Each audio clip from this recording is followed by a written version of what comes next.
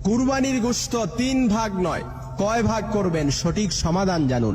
এক্ষেত্রে আমাদের সমাজে একটা প্রচলিত ভুল তত্ত্ব হচ্ছে কুরবানির গোশত 3 ভাগ করা জরুরি, অথচ কোরআন এবং হাদিসের কোথাও নেই যে 1 ভাগ নিজেরা খাবেন, 1 ভাগ গরিবদেরকে দিবেন, 1 ভাগ আত্মীয় স্বজনদেরকে দিবেন। এটা কোরআন এবং হাদিসের কোথাও আপনি খুঁজে পাবেন না।